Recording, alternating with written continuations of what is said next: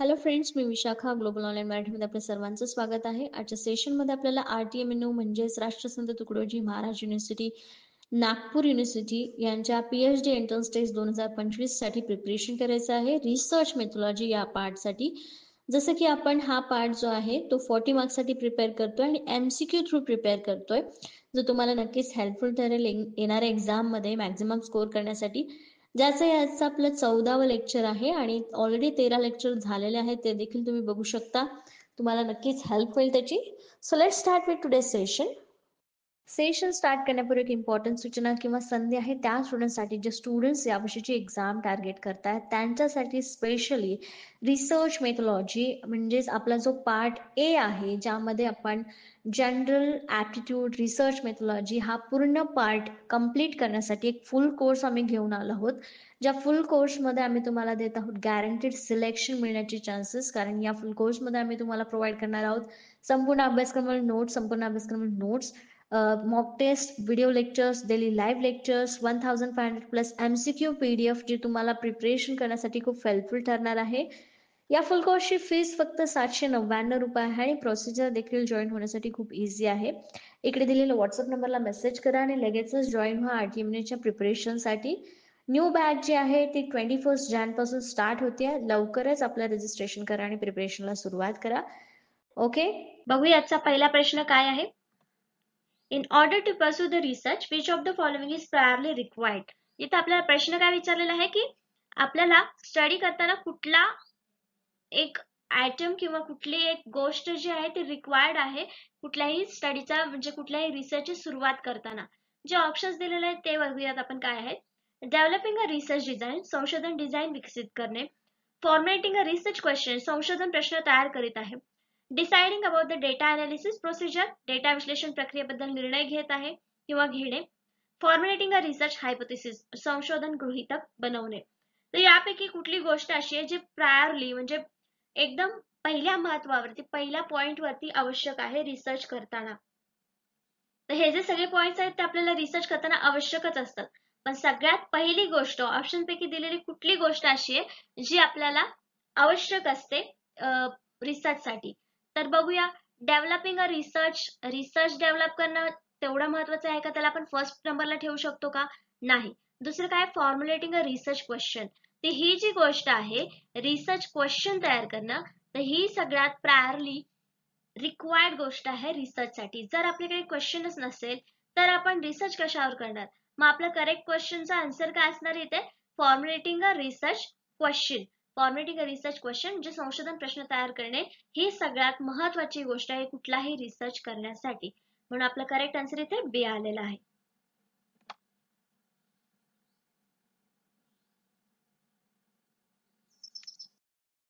तर आपण बघितलं करेक्ट ऑप्शन आपल्याला काय मिळालं होतं? बी, की फॉर्मॅटिंग अ रिसर्च क्वेश्चन. तर मग इथे steps to developing a research question आहे. रिसर्च क्वेश्चन कसा तयार करायचा हे आपण आज बघूया. म्हणजे त्याच्यासाठी काय काय गोष्टी आवश्यक आहेत ते आपल्याला बघायचे. तर आपल्याला दिसतायत खाली की choose an interesting developing a research question, choose an interesting general topic. तर इथे सुरुवातीला आपली फर्स्ट स्टेप काय दिलेली आहे त्यांनी, की चूज अ जनरल टॉपिक. एक जनरल टॉपिक आपल्याला सिलेक्ट करायचा आहे.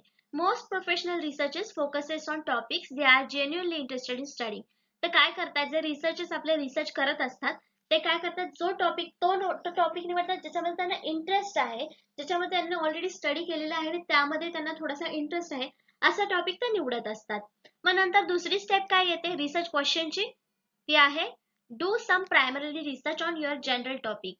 जो काही आपण टॉपिक निवडलेला आहे भलेही तो आपला आधी स्टडी झालेला असेल किंवा आपला इंटरेस्टेड विषय असेल, पण त्याच्यामध्ये आपल्याला थोडासा प्रिलिमिनरी म्हणजे प्राथमिक रिसर्च करावा लागणार आहे थोडक्यामध्ये टॉपिक क्वेश्चन निवडण्याच्या अगोदर. मग थर्ड पॉइंट काय आहे की कन्सिडर युअर ऑडियन्स. म्हणजे ऑडियन्स असणार आहेत आपले, आपण कोणासाठी रिसर्च बनवणार आहे, तो कोणाला उपयोगी येणार आहे किंवा कुठल्या लोकांना गृहीत धरून आपण तो रिसर्च बनवतोय, तो ऑडियन्स आपल्याला कन्सिडर करायचा आहे. नंतर स्टार्ट आस्किंग क्वेश्चन. ही कितवी स्टेप आहे आपली? फोर्थ. पहिले काय येणार आहे, जनरल टॉपिक निवडायचा आहे, त्याच्यावरती प्रायमरी रिसर्च करायचा आहे. मग कन्सिडर ऑडिशन म्हणजे ऑडियन्स काय करायचं आहे ते आपल्याला कन्सिडर करायचे आहे. नंतर चौथी स्टेप आहे ते आस्किंग क्वेश्चन, क्वेश्चन विचारायला सुरुवात करायची आहे. नंतर जो प्रश्न आपण विचारलेला आहे त्याला इव्हॅल्युएट करायचा आहे.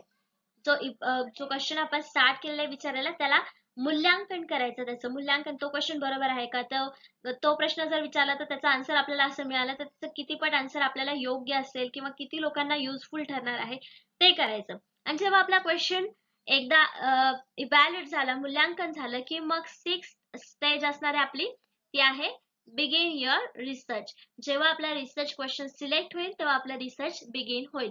त्याशिवाय आपला रिसर्च स्टार्ट होणार आहे का, नाही.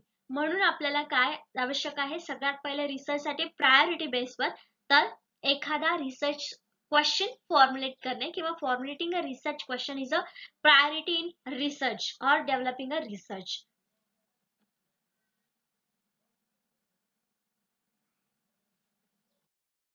नेक्स्ट क्वेश्चन बघतोय आपण सेकंड नंबरचा. Which of the following does not correspond to the characteristics of research? तर खाली काय ऑप्शन्स दिलेले आहेत, ती वैशिष्ट्य आहेत रिसर्चची, तर त्यापैकी कुठलं एखादं रिसर्चचं कॅरेक्टरिस्टिक्स नाहीये हे आपल्याला सांगायचं आहे. पुढीलपैकी कोणते संशोधन वैशिष्ट्यांशी संबंधित नाही आपल्याला सांगायचं. तर आपण बघतोय आता कुठले कुठले पॉइंट्स आहेत ते. Research is a not passive. त्या ऑप्शन मध्ये काय दिलेलं आपल्याला, research is a not passive म्हणजेच ते काय आहे, ऍक्टिव्ह आहे. म्हणजे हे आपलं जे आन्सर आहे, रिसर्च ऍक्टिव्ह आहे, हे आपलं जे स्टेटमेंट आहे ते बरोबर आहे. म्हणजे हे आपल्या संशोधनाचं कॅरेक्टरिस्टिक्स आहे, वैशिष्ट्य आहे. नेक्स्ट काय दिलंय, रिसर्च इज अ सिस्टमॅटिक, संशोधन हे पद्धतशीर आहे. तिसरं दिलंय research is a not problem oriented and research is a not process, हे दिलेलं आहे. तर आपण बघूया एक एक स्टेटमेंट चेक करूया. जसं की पहिलं बघितलं की रिसर्च इज नॉट पॅसिव्ह म्हणजे ते ऍक्टिव्ह आहे, संशोधन निष्क्रिय नाही, ते सक्रिय आहे, म्हणजे आपलं बरोबर आहे वैशिष्ट्य. सेकंड काय दिलेलं आपल्याला, रिसर्च इज अ सिस्टमॅटिक, संशोधन ही पद्धतशीर आहे. सिस्टमॅटिक आहे कारण त्याच्यामध्ये स्टेजेस दिलेला आहे. जसं की पहिले आपल्याला रिसर्च क्वेश्चन फॉर्म्युलेट करायचं आहे, त्याच्यानंतर त्याच्यावरती प्रायमरी बेस्ड माहिती गोळा करायची आहे, म्हणजे डेटा कलेक्शन करायचं आहे. अशा वेगवेगळ्या स्टेप आहेत आपल्या बरोबर. मग हे जे पद्धतशीर करण्याच्या स्टेप्स आहेत, म्हणजेच आपण संशोधन पद्धतशीर करतोय, सिस्टमॅटिकपणे करतोय, म्हणजे हे पण आपलं स्टेटमेंट जे आहे ते कसं आहे, बरोबर आहे इथे. म्हणजे हे पण वैशिष्ट्य आहे रिसर्चचं. नेक्स्ट काय, research is a not problem oriented, संशोधन ही समस्या प्रधान नाही. मग हे सुद्धा आपलं कसं बरोबर आहे का, तर समस्या प्रधान नाहीये, त्याच्यावरती सोल्युशन शोधण्याला संशोधन हे व्हॅल्यू देत असतं. म्हणजे जो काय आपण रिसर्च क्वेश्चन निवडलाय तर सोल्युशन शोधणं हा त्याचा मेन मोटो असतो एखाद्या रिसर्चचा. म्हणजे आपलं हे स्टेटमेंट कसं आहे, हे स्टेटमेंट आपलं एक करेक्ट स्टेटमेंट आहे असं आपण म्हणू शकतो, करेक्ट स्टेटमेंट. आणि डी जे आहे, research is a not process, संशोधन ही प्रक्रिया नाही. असं कसं म्हणू शकतो की आपण संशोधन ही प्रक्रिया नाही, आपण इथं म्हणतो सिस्टमॅटिक पद्धतशीर आहे, शिवाय त्याला स्टेप्स आहेत, 1 2 3 4 स्टेप्सनी जातो. पहिले रिसर्च क्वेश्चन तयार करतो आणि नंतर मग त्याच्यावरती data collection, methods data collection, या सगळ्या एका प्रोसेस मध्ये जातोय ना आपण. ही स्टेप झाली, फर्स्ट स्टेप झाली की सेकंड स्टेप झाली की थर्ड स्टेप, या ज्या स्टेप्स नुसार आपण जातोय त्यानुसार ती प्रोसेसच आहे. म्हणजे आपलं जे चौथं स्टेटमेंट आहे ते इथे चुकीचं आहे, ते आपल्या वैशिष्ट्याशी संबंधित नाहीये. मग आपलं करेक्ट आन्सर इथे काय येणार आहे, D, research is a not a process, संशोधन ही प्रक्रिया नाही, हे वाक्य जे आहे ते इथे चुकीचं आहे आपल्या ऑप्शन्स पैकी. तर आपल्याला इथे काही कॅरेक्टरिस्टिक्स दिलेत ते आपण बघतोय आता, की रिसर्चचे कॅरेक्टर्स बघले, रिसर्च इज नॉट प्रोसेस हे आपला करेक्ट आन्सर होता, करेक्ट ऑप्शन होता डी. आणि कॅरेक्टरिस्टिक्स ऑफ रिसर्च आपल्याला काही बघायचे आहेत, जे आहेत फर्स्ट दिलेलं आहे ते आहे research should focus and priority problems वरती सुरुवातीला फोकस केलेला पाहिजे, त्याच्यावरती सोल्युशन शोधणं हे त्याचा महत्वाचा मोठो आहे. नंतर research should be systematic, research systematic असला पाहिजे. रिसर्च शुड बी लॉजिकल, बरोबर आहे, जे काही रिसर्च आपण करणार आहे त्याच्यामध्ये काहीतरी लॉजिक असलं पाहिजे, म्हणजे तो लॉजिकल असेल तरच तो सगळ्यांना उपयोगी ठरणार आहे.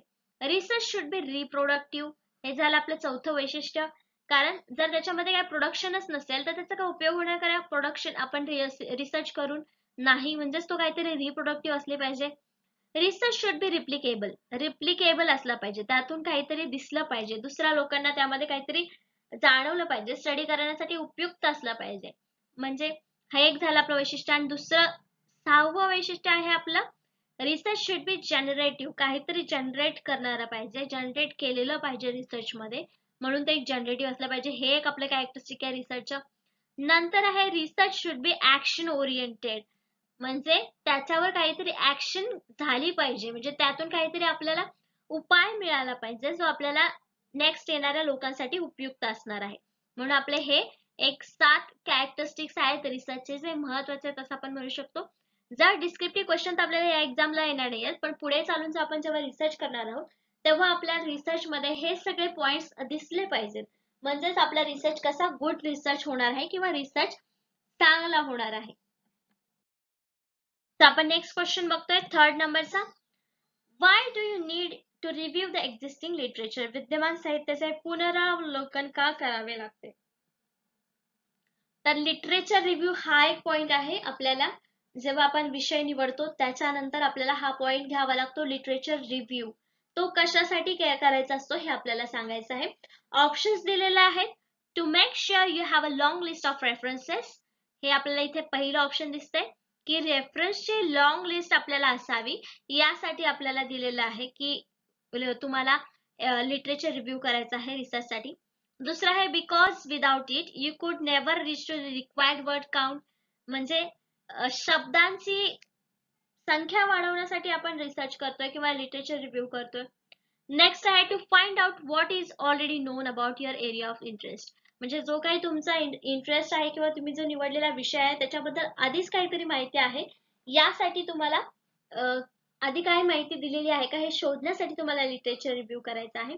आणि नेक्स्ट ऑप्शन आहे to help your general studies, आपल्या सामान्य अभ्यासात मदत करण्यासाठी. तर आपण बघूया एक एक पॉइंट्स की इथे दिलेले की लॉंग लिस्ट ऑफ रेफरन्सेस, संदर्भाची एक लांब यादी असण्यासाठी. हा काय पॉझिटिव्ह पॉइंट आहे का आपल्या रिसर्चसाठी? नाही. मग हे जे आपला आन्सर असणार आहे का? नाही. नेक्स्ट काय आहे? Because without it you could never reach to the required word count. तर इथे जो वर्ड दिलेला आपल्याला रिक्वायर्ड वर्ड काउंट, काय दिलेलं आहे? Required word count. तर वर्ड काउंट साठी आपण कधीच लिटरेचर रिव्ह्यू करत नाही, फक्त आपल्या शब्दांची संख्या वाढावी म्हणून आपण रिसर्च लिटरेचर रिव्ह्यू करतो का? नाही. मग to find out what is already known about your area of the interest, कदाचित हे आपला आन्सर असू शकतं, आपण याला स्टार करू शकतो, पण नेक्स्ट ऑप्शन आपल्याला अजून चेक करायचं आहे. मग नेक्स्ट ऑप्शन काय? To help in your general studies, आपण बी ला इथे काट मारू म्हणजे आपले कुठले ऑप्शन चॉईस करायचे ते लक्षात राहील.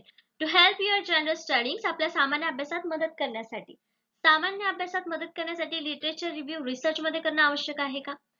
नाही. तो एवढा व्हॅलिड पॉइंट दिसत नाही. मग आपल्या इथे करेक्ट आन्सर काय येणार? आपल्याला सगळ्यात करेक्ट ऑप्शन इथे काय दिसत आहे? सी, म्हणजे आवडीच्या क्षेत्राबद्दल आधीच काय ज्ञात आहे, जो आपण विषय निवडलेला आहे त्याच्याबद्दल ऑलरेडी काय माहिती आहे किंवा कोणी काय लिहून ठेवलंय ही माहिती मिळवण्यासाठी आपल्याला लिटरेचर रिव्ह्यू करावा लागतो. म्हणजे आपला करेक्ट आन्सर इथे असणार आहे C, to find out what is already known about your area of interest, आपल्या आवडीच्या क्षेत्राबद्दल आधीच काय ज्ञात आहे ते शोधण्यासाठी आपण लिटरेचर रिव्ह्यू करत असतो. तर करेक्ट आन्सर आपल्याला मिळाला होता सी. आणि काय इथे आपल्याला काय दिलेलं की लिटरेचर रिव्ह्यू म्हणजे काय? अ literature review is a comprehensive summary of previous research on topic. हे बोल्ड केलेलं जे वाक्य आहे ते आपल्याला मेन व्याख्या सांगताय what is literature review. It is a summary. कशाची? तर रिसर्च टॉपिकची. जो काही आपण टॉपिक निवडलेला आहे त्याविषयीची आधी कोणी काही लिहून ठेवलेलं त्याची समरी असते. बरोबर? The literature review surveys scholarly articles, books and other sources relevant to the particular area of research. तर हा जो लिटरेचर रिव्ह्यू आहे तो कुठून कुठून करू शकतो आपण? कुठले कुठले सोर्सेस वापरू शकतो? तर आर्टिकल्स, त्याच्यानंतर books and other sources relevant to the particular area, म्हणजे आपण तिथे न्यूजपेपर घेऊ शकतो किंवा मॅगझिन्स घेऊ शकतो. हे सगळे जे गोष्टी आहेत आपण लिटरेचर रिव्ह्यू मध्ये सोर्स म्हणून वापरतो. आणि to review should enumerate, describe, summarise, objectively evaluate and clarify his previous research. तर या रिव्ह्यू मध्ये आपल्याला म्हणजे हा रिव्ह्यू जो आहे तो आपल्याला रिसर्च मध्ये मांडावा लागतो आणि तेव्हा तो आपण काय करायचा असतो? तो छोटा करायचा असतो, चांगल्या प्रकारे विश्लेषण त्याचं करायचं असतं, समराइज म्हणजे सारांश त्याचा लिहायचा असतो, वस्तुनिष्ठ जे ओरिजिनल आधी लिहिलेलं आहे तेच लिहावं लागतं आपल्याला. नंतर मूल्यांकन करायचं असतं त्याचं, म्हणजे तो आपल्या रिसर्च मध्ये कसा यूज करतोय आपण किंवा ऑलरेडी त्याच्यावर काय माहिती दिलेली आहे हे त्याची माहिती आपल्याला सांगेल. नेक्स्ट क्वेश्चन आहे 4th नंबरचा. How would you define the research process? संशोधन प्रक्रिया तुम्ही कशी परिभाषित कराल? तर आपल्याला माहिती आहे, आपण बघितलं लास्ट क्वेश्चन मध्ये की research is a process. Process नाही जिथं म्हटलं ते आपलं ऑप्शन चुकीचं होतं. मग इथे आपल्याला काय करायचं आहे की रिसर्च प्रोसेसला आपण काय म्हणू शकतो आपल्या भाषेत, म्हणजे आपल्याला काय समजलं की रिसर्च प्रोसेस म्हणजे काय हे सांगायचं आहे ऑप्शन्स पैकी. तर ऑप्शन्स आहेत, ही researches plan of action to be followed when carrying out research. संशोधकाची कृती करण्याच्या योजनेचे संशोधन चालू असताना त्याचे अनुसरण करणे. A method of collecting research data. संशोधन डेटा गोळा करण्याची एक पद्धत आहे. The stages or steps to researchers follow in carrying out the research project. संशोधन प्रकल्प पार पाडण्यासाठी खालील चरण किंवा प्रोजेक्ट पूर्ण करण्यासाठी काही स्टेप्स वापरतो. The account of the study the researchers will write at the end of the study ready for publication. संशोधकाच्या अभ्यासाचा अहवाल अभ्यासाच्या शेवटी प्रकाशनासाठी तयार होईल. याला आपण संशोधन प्रक्रिया म्हणतो का? यापैकी कशाला आपण म्हणू शकतो? तर ऑप्शन्स पैकी बघूया आपण कुठले कुठले ऑप्शन्स काय काय सांगतायत. तर इथे सांगताय की research plans of action would be followed by carrying out the research. संशोधकाची कृती करण्याच्या योजनेचे संशोधन चालू असताना त्याचे अनुसरण करणे. अनुसरण करणे म्हणजे संशोधन प्रोसेस आहे असं आपण म्हणू शकतो का? नाही. मग हे आपलं ऑप्शन नाही. अ method of collecting data. Data collection करणे फक्त म्हणजे रिसर्च प्रोसेस आहे का? नाही. रिसर्च प्रोसेस मध्ये बऱ्याच अजून स्टेप आहेत किंवा स्टेजेस आहेत हे आपल्याला माहिती आहे. मग इथे फक्त method of data collection he process नाही, म्हणजे हे सुद्धा ऑप्शन चुकीचं आहे. मग सी काय दाखवतोय? The stages or the steps. Stages and the steps. Process म्हणले की तिथं स्टेजेस अँड स्टेप्स आल्या, म्हणजे आपलं हे करेक्ट ऑप्शन वाटतंय. पुढे बघूया. The researchers follows in carrying out the research project. म्हणजे रिसर्च प्रोजेक्ट जो आहे तो कम्प्लीट करताना काही स्टेजेस आणि स्टेप्स तिथे वापरलेले आहेत, म्हणजेच तिथे एक प्रोसेस कम्प्लीट झालेली आहे. मग आपलं हे करेक्ट आन्सर असू शकतं का? अशा प्रकारे आपण व्याख्या करू शकतो की रिसर्चची की रिसर्च प्रोजेक्ट करताना काही स्टेप्स आणि स्टेजेसचा वापर करणं किंवा त्याला फॉलो करून एक रिसर्च प्रोजेक्ट कम्प्लीट करणं, याला आपण रिसर्च प्रोसेस म्हणतो, असं म्हणू शकतो की नाही? मग आपल्या इथे करेक्ट आन्सर असणार आहे सी. म्हणजे या प्रश्नाचं उत्तर आपल्याला इथे सी मिळालेलं आहे. आणि डी ऑप्शन का नसणार आहे? कारण त्यांनी फक्त सांगितलं की प्रकाशनासाठी शेवटी तयार झालेला असेल अहवाल. ही प्रोसेस आहे का? नाही. जेव्हा जेव्हा आपल्याला प्रोसेस बद्दल प्रश्न येईल तेव्हा आपल्याला लक्षात ठेवायचं की स्टेजेस आणि स्टेप हे प्रोसेस मध्ये असतात आणि त्या पर्टिक्युलर रेंज मध्ये किंवा पर्टिक्युलर एका सायकल मध्ये त्या चाललेल्या असतात, त्याला आपण एक प्रोसेस म्हणू शकतो. करेक्ट ऑप्शन आपल्याला सी मिळालं होतं. मग त्याचं एक्सप्लेनेशन कसं देता येईल आपल्याला बघूया. The research process involves identifying, locating, assessing and analyzing information you need to support your research question. तर रिसर्च प्रोसेस काय आहे? तर आपल्या रिसर्च क्वेश्चनला सपोर्ट करण्यासाठी काही इन्फॉर्मेशन जे आहे ते आपल्याला विश्लेषण करायचं असतं, लोकेशन बघायचं असतं, असेस करायचं असतं, अनालायझिंग म्हणजे विश्लेषण करायचं असतं आणि ओळखायचं असतं काय आहे. तर रिसर्च क्वेश्चनला सपोर्ट करणारे हे काही स्टेटमेंट्स किंवा माहिती आपल्याला पुरवायचं असते, त्याला एक आपण रिसर्च क्वेश्चन असं म्हणू शकतो. And then developing and expressing your ideas. म्हणजे एकदा रिसर्च झाला, डेटा कलेक्ट झाला की आपल्या काय आयडिया आहेत त्याच्यामध्ये किंवा आपण ते करण्याचा हेतू काय आहे, त्यातून आपल्याला काय साध्य होणार आहे, हे आपण त्या रिसर्च ह्याच्यामध्ये टाकायचं आहे. The research process can be broken down into 7 steps. तर इथे काय सांगितलेलं आहे आपल्याला? रिसर्च प्रोसेस ह्या 7 स्टेप्स मध्ये पाडलेल्या आहेत. Making it more manageable and easier to understand. म्हणजे त्या स्टेप्स आपल्याला समजून घेण्यासाठी किंवा त्या स्टेप मध्ये रिसर्च कम्प्लीट बसण्यासाठी, रिसर्च व्यवस्थित येण्यासाठी या स्टेप्स आपण मांडलेल्या आहेत 7 स्टेप, ज्या आपण नेक्स्ट क्वेश्चन मध्ये जेव्हा येईल तेव्हा आपण बघणार आहेत. ह्या स्टेप्स आपण ऑलरेडी आधी बघितलेल्या आहेत. त्या स्टेप्स पण आपल्याला आवश्यकता असेल तर आपण आणखीन समजून घेऊया. पण ह्या स्टेप ज्या आहेत त्या आपल्याला मोर मॅनेजेबल रिसर्च जो आहे तो मोर चांगला मॅनेज करण्यासाठी किंवा अंडरस्टँड करण्यासाठी हे आपण स्टेजेस पाडलेले आहेत. नेक्स्ट क्वेश्चन आहे 5th नंबरचा. What does the term reliability indicates. आपण एका लेक्चर मध्ये बघितलं होतं रिपीटेबिलिटी काय आहे. रिलायबिलिटी म्हटल्यावरती आपण नॉर्मल जर त्याचा अर्थ घेतला तर मराठीमध्ये असा प्रश्न आहे, विश्वसनीयता या शब्दाचा अर्थ काय? विश्वास म्हटल्यानंतर आपण म्हणू शकतो की एखाद्या गोष्टीवर आपण डोळे झाकून विश्वास ठेवतो. म्हणजे ती गोष्ट आपल्याला माहिती आहे सत्य आहे असा विश्वास म्हणजे विश्वसनीयता किंवा रिलायबिलिटी असं म्हणतो. तर रिलायबिलिटी काय इंडिकेट करते? रिसर्च मध्ये ही टर्म काय इंडिकेट करते आपल्याला सांगायचं आहे. ऑप्शन्स आहेत we can trust that research has been carried out to the high standard. आम्ही विश्वास ठेवू शकतो की संशोधन उच्च दर्जाचे केले जात आहे. That the result are accurate, की निकाल अचूक आहेत. The researchers can be trusted, की संशोधकावर विश्वास ठेवला जाऊ शकतो. That the tool of data collection can be regarded as measuring accurately and consistently. Data संकलनाचे साधन अचूक आहे आणि सातत्याने मोजण्याचे मानले जाऊ शकते.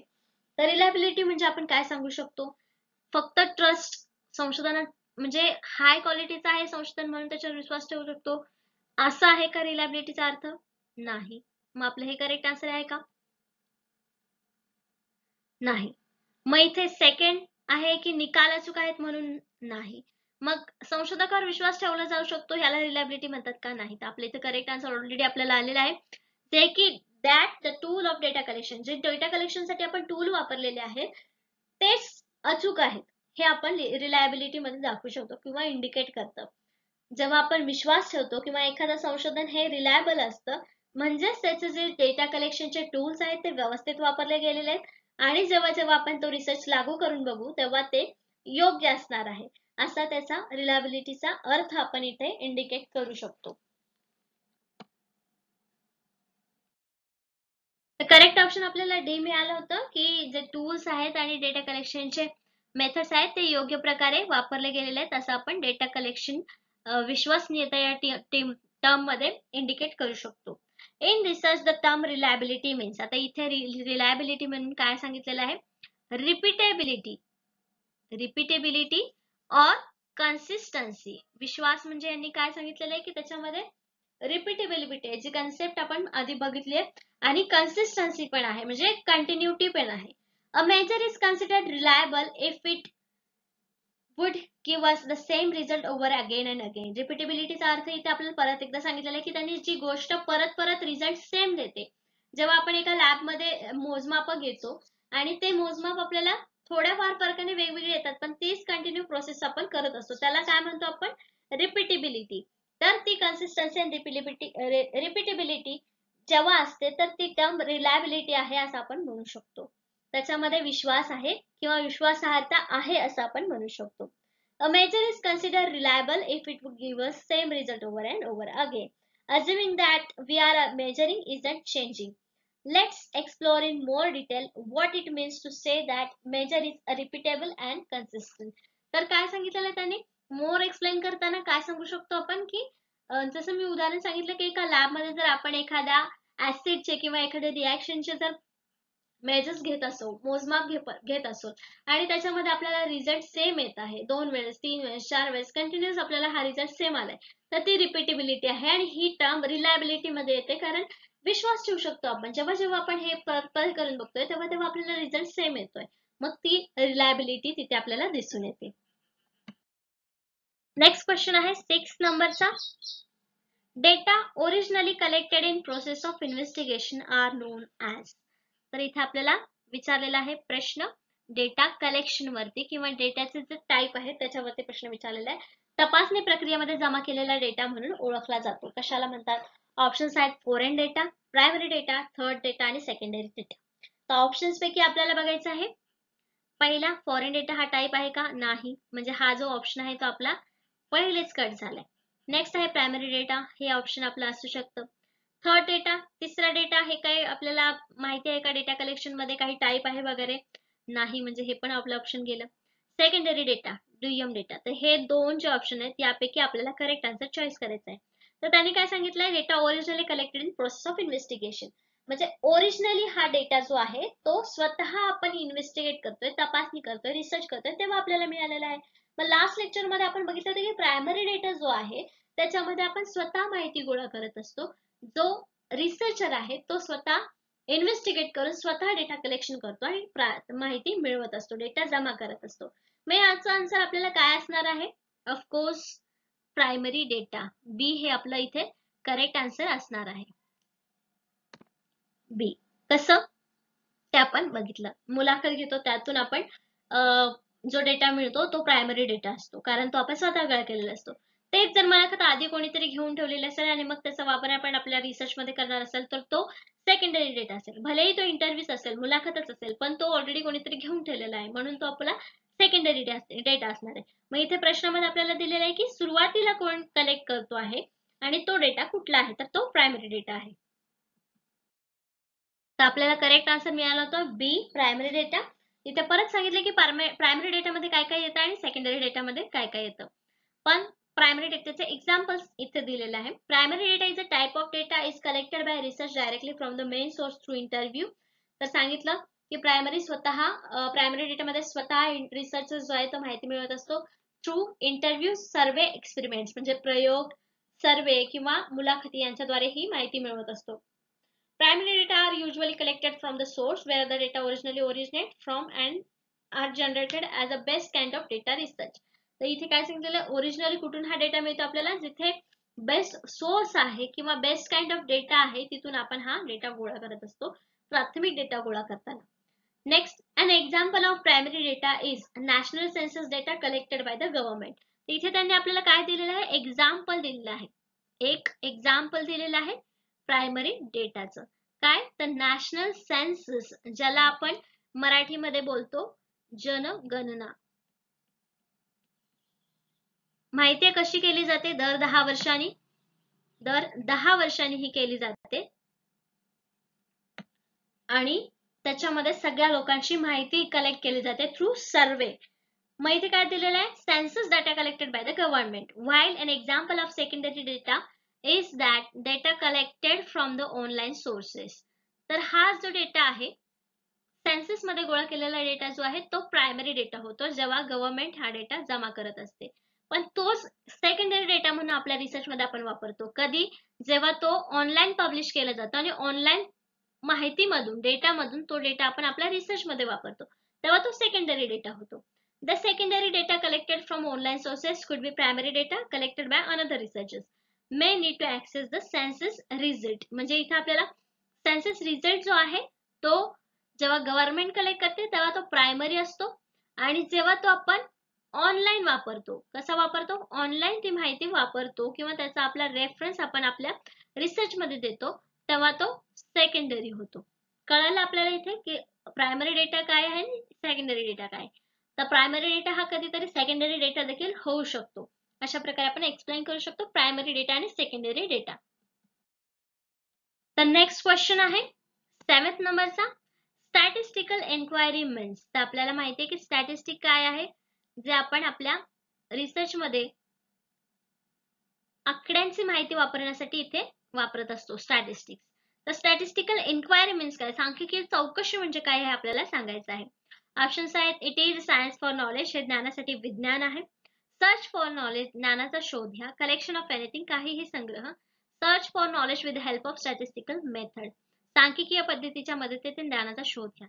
इथे जेवढे पण ऑप्शन्स आहेत आपल्याला त्याच्यामध्ये कुठे स्टॅटिस्टिकलचा यूज दिसतोय का, सायन्स नॉलेज आहे म्हणजे स्टॅटिस्टिकला आपण सायन्स म्हणू शकतो का, हे मॅथ्सशी संबंधित आहे मग सायन्स म्हणू शकत नाही, मग आपलं हे करेक्ट ऑप्शन येत असणे का, नाही.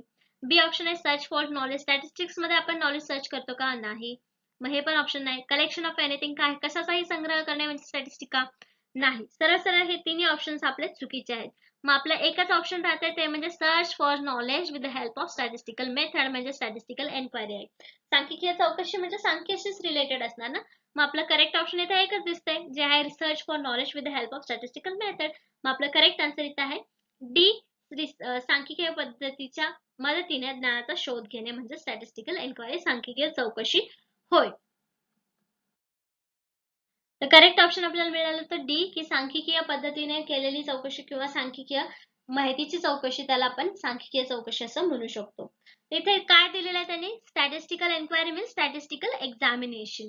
बरोबर आहे ना, आपण स्टॅटिस्टिक तिथे वापरतोय म्हणजे त्याचे काहीतरी एक्झामिनेशन पण असणार आहे स्टॅटिस्टिकलची, म्हणजे चौकशी म्हणजे एक्झामिनेशन. The person who conduct an investigation is referred to as investigator. जो पर्सन रिसर्चर आहे त्याला आपण इन्व्हेस्टिगेटर म्हणतो, तपासनीस असं म्हणतो. The investigator requires to help an enumerator who gathers data and respondent who gives the information about statistical examination. तर हे लोक काय करतात, एक डेटा गोळा करतात आणि त्यातून स्टॅटिस्टिकल एक्झामिनेशन करून स्टॅटिस्टिकल डेटा म्हणजे सांख्यिकीय माहिती इथे आपल्याला पुरवत असतात. तर त्या सगळ्याला आपण एकत्रितपणे स्टॅटिस्टिकल एन्क्वायरी असं म्हणू शकतो. नेक्स्ट क्वेश्चन बघूया 8 नंबरचा. Which of the following is not an example of official document? पुढीलपैकी कोणत्या अधिकृत कागदपत्रांचे उदाहरण नाही? तर काही माहिती आपल्याला जेव्हा आपण रिसर्च करत असतो तेव्हा आपल्याला अधिकृत ऑफिशियल डॉक्युमेंट्स म्हणजे अधिकृत कागदपत्रामधून आपल्याला माहिती घेणं रिसर्च मध्ये एक्सपेक्टेड असतं किंवा त्यातून घेतलेला जो डेटा आहे तो आपल्या रिसर्चला चांगला दर्जा प्राप्त करून देत असतो.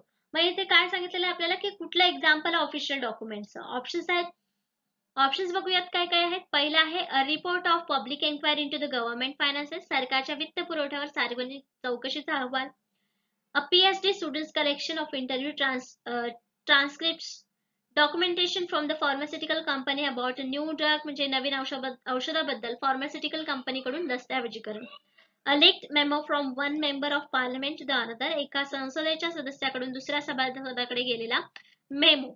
इथे जे सगळेच माहिती पुरवणारे डॉक्युमेंट्स आहेत पण ऑफिशियल डॉक्युमेंट नाही किंवा त्याचं एक्झाम्पल नाही आहे आपल्याला प्रश्न विचारलेला आहे. मग इथे गव्हर्नमेंट कडून माहिती मिळते म्हणजे हे ऑफिशियल डॉक्युमेंट असणार आहे. इथे आपल्याला एखाद्या कंपनीकडून माहिती मिळते, कॉन्फिडेन्शियल माहिती मिळते म्हणजे हा सुद्धा आपला डॉक्युमेंट ऑफिशियल असणार आहे. इथे तर मेंबर पार्लमेंटचा आहे म्हणजे ही सुद्धा अधिकृत माहिती असणार आहे. मग एकच ऑप्शन जो आहे बी की अ PhD student collection of interview transcript, PhD विद्यार्थ्यांच्या मुलाखतीचा उतारा संग्रह हे काय ऑफिशियल डॉक्युमेंट असणार आहे का? नो. क्लिअर आपल्याला इथे करेक्ट ऑप्शन मिळालेला आहे की बी जे करेक्ट ऑप्शन आहे ते आपला आन्सर आहे.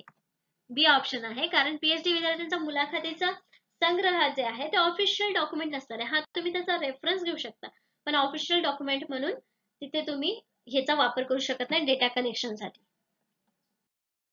मग आपल्याला बी ऑप्शन करेक्ट मिळालेला आहे. मग त्याचं एक्सप्लेनेशन काय देऊ शकतो आपण? Research that uses personal and official document as a source material. म्हणजे रिसर्च जे आहेत ते काय करू शकतात, पर्सनल डॉक्युमेंटला आपण ऑफिशियल डॉक्युमेंट म्हणून सोर्स मटेरियल देऊ शकतो. Many include such things as newspaper, diaries, include such things as stamps, dictionaries, handbills, maps, government statistical publication, photographs, paintings, graphones records, tapes and computer files. हे सगळे काय आहेत आपले official document आहेत किंवा ऑफिशियल डेटा सोर्सेस आहेत असं आपण म्हणू शकतो. पण पर्सनल कसं म्हणू शकतो, पर्सनल यूज साठी. हे ऑफिशियल डॉक्युमेंट्स कसे असू शकतात जेव्हा ते गव्हर्नमेंटने पब्लिश केलेले असतात किंवा एखाद्या कंपनीने पब्लिश केलेले असतात तेव्हा. बाकी ह्या ज्या गोष्टी आहेत आपण पर्सनल लेवल ऑफिशियल डॉक्युमेंट म्हणून यूज करू शकतो. नेक्स्ट क्वेश्चन बघतो 9th नंबरचा. In academic research at university level a verb best avoided in the research question. विद्यापीठ पातळीवर शैक्षणिक संशोधन प्रश्नामध्ये एक क्रियापद टाळले जाते किंवा टाळलं पाहिजे ते कोणतं ते आपल्याला सांगायचं आहे. ऑप्शन्स आहेत टू इस्टॅब्लिश स्थापन करणे, टू डिटरमाइन निश्चित करणे, टू आयडेंटिफाय ओळखणे आणि टू डिस्क्राइब. तर जेव्हा आपण विद्यापीठ पातळीवर संशोधन करत असतो म्हणजे हे सगळे जे आपल्याला ऑप्शन्स दिलेले आहेत यातला कुठला वर्ब आपण आपल्या जो आपण रिसर्च करणार त्याच्यामध्ये टाळला पाहिजे. कुठलेही हायपोथेसिस मांडताना किंवा सुरुवात करताना टू इस्टॅब्लिश एखाद्या गोष्टीची स्थापना करण्यासाठी असं स्टेटमेंट आपण स्टार्ट करू शकतो. टू डिटरमाइन म्हणजे एखादी गोष्ट निश्चित करण्यासाठी आपण रिसर्च मध्ये मांडू शकतो. टू आयडेंटिफाय म्हणजे एखादी गोष्ट ओळखण्यासाठी आपण स्टेटमेंट मांडू शकतो रिसर्च मध्ये. पण टू डिस्क्राइब म्हणजे एखाद्या गोष्टीचं विश्लेषण करणे. जेव्हा आपण नवीन रिसर्च करतो तेव्हा एखाद्या गोष्टीचं विश्लेषण आपण ते करणार नाही. म्हणजे कोणता वर्ड आहे किंवा कोणता वर्ब आहे जो आपण इथे वापरणार आहे तो आहे डी टू डिस्क्राइब वर्णन करणे. हा वर्ब आपल्याला तिथे टाळायचा आहे रिसर्च क्वेश्चन मध्ये. रिसर्चचा जेव्हा आपण प्रश्न किंवा समस्या निवडणार आहे तेव्हा टू डिस्क्राइब असं स्टार्ट नाही करू शकत आपण कारण रिसर्च करतोय नवीन माहिती त्याच्यामध्ये शोधणार आहे म्हणून हे क्रियापद तिथं टाळलं पाहिजे किंवा टाळलं गेलं पाहिजे. इथे आपल्याला करेक्ट ऑप्शन डी मिळालं होतं. Mata, this research question is the one of the most important part of your research project. Research question आपला इम्पॉर्टंट पार्ट आहे प्रोजेक्टचा हे तर आपल्याला माहिती झालं कारण तो असेल तरच आपण पुढचा रिसर्च करू शकतो. प्रोजेक्ट, थेसिस और डेझर्टेशन म्हणजेच प्रबंध किंवा आपला जो आपण रिसर्च करणार आहे त्याचा महत्वाचा पार्ट आहे question. It's important to spend more some time assessing and refining your question before you get started. कुठलाही रिसर्च स्टार्ट करण्यासाठी सगळ्यात पहिले जास्त वेळ कशावर केला पाहिजे तर रिसर्च क्वेश्चन वरती, म्हणजे समस्या निवडण्यावरती जास्तीत जास्त वेळ गेला पाहिजे असं आपलं म्हणणं आहे किंवा रिसर्चचं महत्व आहे. The exact from your question will depends on the length of your project. तर जे काय आहे आपला क्वेश्चन तो आपल्या प्रोजेक्टच्या लेंथ वरती त्याच्यावरती डिपेंड आहे, आपल्या क्वेश्चन वरती. The type of research, the topic and the research problem, म्हणजे याशिवाय रिसर्चचा टाइप कुठला आहे, त्याचा टॉपिक कुठला निवडला आहे, म्हणजे रिसर्च क्वेश्चन मधला टॉपिक कुठला आहे, रिसर्च प्रॉब्लेम कसा आहे, यावरती देखील या गोष्टी डिपेंड करतात. But all research question should be focused. Research question कसे असले पाहिजेत? Focused, specific, appropriately complex, relevant to the social and scholarly issue. तर हे कशाशी रिलेव्हंट पाहिजे तर सोशल और स्कॉलरली इश्यू, काही जे समाजामधले जिवंत प्रश्न आहेत किंवा खरंच त्यावर रिसर्च केला गेला पाहिजेत, यावरच्या त्या समस्या पाहिजेत किंवा या विषयीचे ते इश्यू किंवा क्वेश्चन्स आपण घेतलेले पाहिजेत, ज्याचा उपयोग आपल्याला नेक्स्ट लोकांना होईल किंवा त्याच्यावरती काहीतरी उपाययोजना सोल्युशन शोधण्यासाठी त्या रिसर्चचा उपयोग केला जाईल. अशा प्रकारे आपण ते यूज करू शकतो. अशा प्रकारे क्वेश्चन आपल्याला निवडले गेलेले पाहिजे. नेक्स्ट क्वेश्चन बघतोय आपण 10 नंबरचा. What is the main advantage of producing a return research proposal. तर जे आपण रिसर्च करतो त्याचं रिटर्न प्रपोजल आवश्यक असतं. का असतं ते आपल्याला सांगायचंय. लेखी संशोधन प्रस्ताव करण्याचा मुख्य फायदा काय आहे किंवा ते का केलं पाहिजे. ऑप्शन्स आहेत हेल्प विथ क्रेडिबिलिटी, विश्वासार्हतेवर मदत करते, हेल्प टू इन्स्टिट्यूशन, संस्थांना मदत करते, इन्फॉर्म ऑल इंटरेस्टेड पार्टीज, सर्व इच्छुक पक्षांना माहिती देते, हेल्प्स कीप पीपल एम्प्लॉयड, लोकांना नोकरी ठेवण्यास मदत करतं. त्याचं करेक्ट आन्सर जे आहे ते आहे सी, कारण याच्यामध्ये सगळ्यात रिलेव्हंट ऑप्शन जो आहे फक्त विश्वासासाठी आपण देऊ शकतो का प्रपोजल नाही. मग इन्स्टिट्यूशनला मदत करण्यासाठी प्रपोजल असतात का नाही. तर प्रपोजल म्हणजे नेमकं काय असतं, जेव्हा आपण इंटरव्ह्यूला वगैरे जातो, आपल्याला रिसर्च करायचं असतं पीएचडीच्या वेळेला, तर ते प्रपोजल दिल्यानंतर समोरच्या व्यक्तीला माहिती मिळते की आपण नेमका कशावर रिसर्च करणार आहे, त्यासाठी ते प्रपोजल असतं. म्हणजेच आपल्या इथं ऑप्शन सी मध्ये त्याचा मेन हेतू आपल्याला मिळालेला आहे. इन्फॉर्म ऑल इंटरेस्टेड पार्टीज, जे आपल्या रिसर्चसाठी इंटरेस्टेड आहेत त्या लोकांना माहिती देण्याचं काम, थोडक्यात आपला रिसर्च काय आहे याबद्दल माहिती देण्यासाठी हा आपण प्रपोजल यूज करत असतो. म्हणजे आपला मुख्य फायदा काय आहे ते लोकांना माहिती मिळते. करेक्ट ऑप्शन आपल्याला इथे सी मिळालेला आहे. आपल्याला करेक्ट ऑप्शन काय मिळालं होतं? सी मिळालं होतं. Research proposal is a concise and coherent summary of your propose research. तर रिसर्च प्रपोजल मध्ये काय असतं, आपली जी समरी असते किंवा आपण जो रिसर्च करणार आहे त्याबद्दलची समरी असते. It outlines the general area of study within your research falls, referring to the current state of knowledge and any recent data debates on the topic. म्हणजे जे काय आपण रिसर्चचा क्वेश्चन निवडलेला आहे तो आपल्या करंट सिच्युएशन मध्ये किती उपयुक्त आहे किंवा त्याचे रेफरन्स आपण कसे देऊ शकणार आहेत, जो टॉपिक आहे तो किती डिबेट मध्ये आहे, वादामध्ये आहे, हे सगळं समजण्यासाठी रिसर्च प्रपोजल आपल्याला तयार करावं लागतं. It also demonstrate the originality of your proposal research. म्हणजे काय असतं, जो आपण प्रपोजल देतो त्याच्यामध्ये आपला रिसर्च किती व्हॅलिड आहे, किती चांगला आहे, किती म्हणजे व्यवहार्य आहे हे समजण्यासाठी हा रिसर्च प्रपोजल आपण नेहमी तयार करत असतो. याच्यातून आपल्याला ही माहिती मिळत असते. अशा प्रकारे आजच्या सेशन मध्ये आपण 10 क्वेश्चन्स 10 कन्सेप्ट समजून घेतलेले आहेत रिसर्च डिझाईन मधल्या. नेक्स्ट लेक्चर मध्ये आपण नेक्स्ट टॉपिक वरचे 10 क्वेश्चन्स आणि त्याचे कन्सेप्ट समजून घेणार आहोत. आजच्या सेशन साठी धन्यवाद. थँक्यू.